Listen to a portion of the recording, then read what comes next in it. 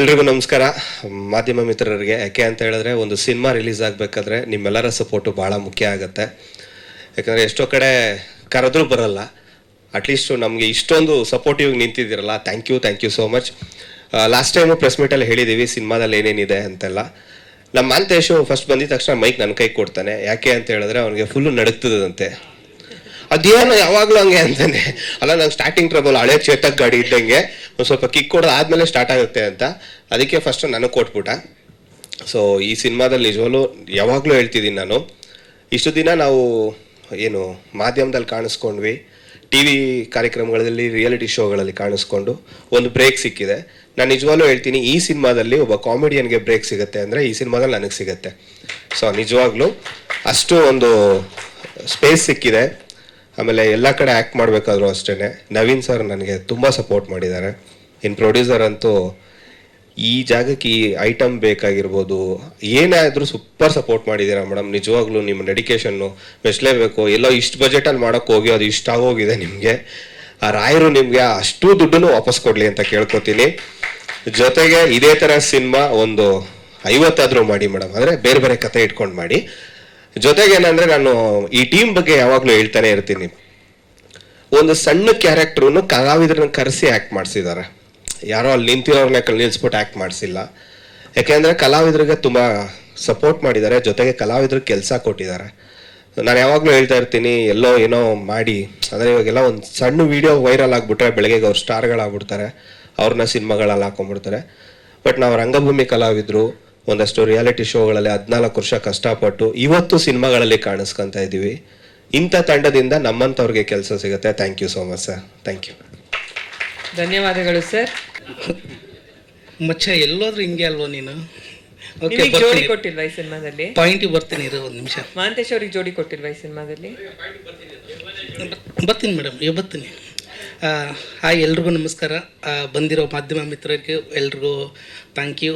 Chetan sir, thank you so much for coming.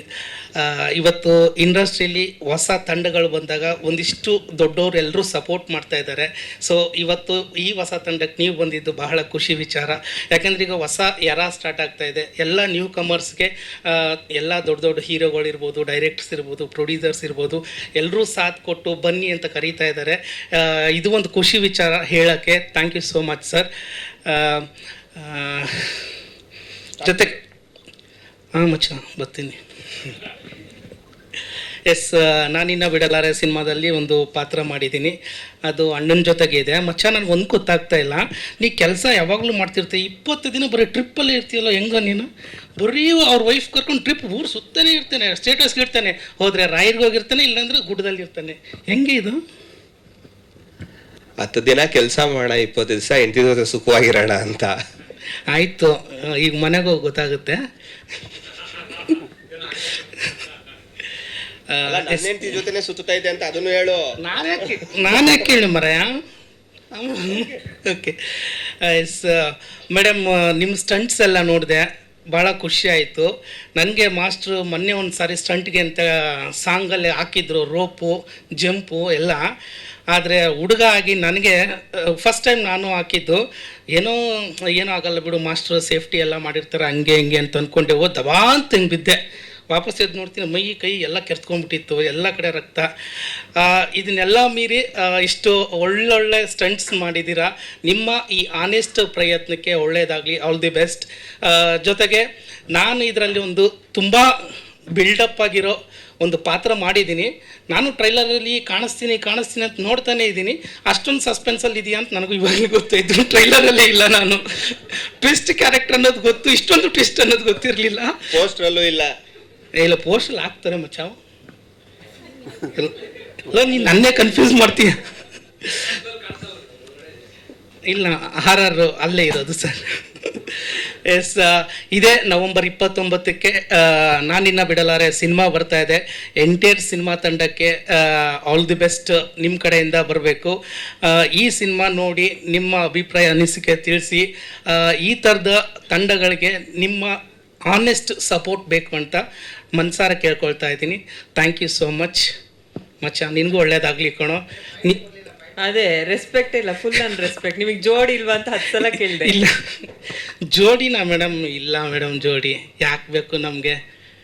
ಏನೋ ಒಂದು single ಆಗಿ ಸೋಲೋ ಆಗಿ ಕಟ್ ಮಸ್ತಾಗಿರೋಣ ಮೇಡಮ್. ಆಯ್ತು ಆಯ್ತು, ಥ್ಯಾಂಕ್ ಯು ಥ್ಯಾಂಕ್ ಯು. ತುಂಬ ಮೇಡಮ್ ನೀವು ತುಂಬ ಚೆನ್ನಾಗಿ ಕಾಣಿಸ್ತಿದ್ದೀರಾ. Thank you thank you thank you. ಇಲ್ಲ, ಒಂದು ಮಾತು ಹೇಳ್ತೀನಿ. ಈ ಸಿನಿಮಾ ಏನು ಪ್ರಮೋಷನ್ ಶುರು ಮಾಡಿದ್ದೀವಿ, ರಿಲೀಸಿಗೆ ಬರ್ತಾ ಇದೆಯಲ್ಲ ಅರ್ಥ. ಡೈರೆಕ್ಟರ್ ಸರ್ ಎಷ್ಟು ಟೆನ್ಷನಲ್ಲಿದ್ದಾರೆ ಅಂದರೆ ನಿಜವಾಗ್ಲೂ ಆ ಅಪ್ಪನ ಮಕ್ಕದಲ್ಲಿ ನಗು ನೋಡೇ 1.5 ತಿಂಗಳಾಗೋಯ್ತೇನೋ ನಮಗೆ ಸಿಕ್ಕಿದಾಗಿಂದ. ಫಸ್ಟ್ ಆದರೂ ಹಾಯ್ ರಘುವರೇ ಏನ್ರಿ ಚೆನ್ನಾಗಿದ್ದಾರೆ, ಕಷ್ಟ ಸುಖ ಮಾತಾಡೋರು ಎಲ್ಲೋ ಯೋಚನೆ ಮಾಡ್ತಿರ್ತಾರೆ. ಅಂದರೆ ನಿಜವಾಗ್ಲೂ ಸರ್ ನಿಮ್ಮ ಕಷ್ಟ, ನಿಮ್ಮ ಏನು ಇವಾಗ ಟೆನ್ಷನ್ ಇದೆಯಲ್ಲ, ರಾಯರು 29ನೇ ತಾರೀಕು ನಿಮ್ಮ ಕೈ ಹಿಡಿತಾರೆ. ಆ ನಂಬಿಕೆ ಅಂತೂ ನಂಗೆ ಖಂಡಿತವಾಗ್ಲೂ ಇದೆ ಸರ್. ಯಾಕಂದರೆ ಸಿನಿಮಾ ಕ್ವಾಲಿಟಿ ಹಂಗಿದೆ ಮೇಡಮ್. ಯಾಕಂದರೆ ನಾವು ಸಣ್ಣ ಪುಟ್ಟ ಸಿನಿಮಾಗಳು ಮಾಡ್ತಿರ್ತೀವಿ, ಅಲ್ಲಿಗೆ ತಕ್ಕಂಗೆ ಏನೇನೋ ಆಗ್ತಾ ಇರುತ್ತೆ. ಅಂದರೆ ಒಂದು ಅಡ್ಜಸ್ಟ್ಮೆಂಟ್ ಆಗ್ಬಿಡತ್ತೆ ಕೆಲವು ಕಡೆ. ಯಾವುದೋ ಒಂದು ಪಾತ್ರಕ್ಕೆ ಯಾರೋ ಬೇಕಾಗಿರ್ತಾರೆ, ಆಗಿರಲ್ಲ, ಎಲ್ಲೋ ಆ ಥರ ಎಲ್ಲ ಪ್ರಾಬ್ಲಮ್ ಆಗಿರುತ್ತೆ. ಬಟ್ ಈ ಸಿನಿಮಾದಲ್ಲಿ ಅದನ್ನ ಎಲ್ಲೂ ಕಾಂಪ್ರಮೈಸ್ ಮಾಡ್ಕೊಂಡಿಲ್ಲ ಮೇಡಮ್ ಇವರು. ಒಂದು ದಿನ ಶೂಟಿಂಗು ಆ ಡೇಲ್ ಮುಗಿಲಿಲ್ಲ ಅಂದರೆ 5 ದಿನ ಆದರೂ ಪರವಾಗಿಲ್ಲ, ಕರೆಕ್ಟ್ ಕ್ವಾಲಿಟಿಲಿ ಸಿನಿಮಾ ಶೂಟ್ ಮಾಡಬೇಕು ಅಂತ ನವೀನ್ ಸರ್ ಅಷ್ಟು ಎಫೆಕ್ಟ್ ಹಾಕಿ ಮಾಡಿದ್ದಾರೆ. ಅದಕ್ಕೆ ಸಪೋರ್ಟು ಮೇಡಮ್ ಪ್ರೊಡ್ಯೂಸರ್ ಮಾಡಿದ್ದಾರೆ ಹಣದ ವಿಚಾರದಲ್ಲಿ. ನಿಜವಾಗ್ಲೂ ಆ ರಾಯರು ಖಂಡಿತ ಕೈ ಹಿಡಿತಾರೆ ಸರ್, ಯೋಚನೆ ಮಾಡ್ಬಿಡಿ.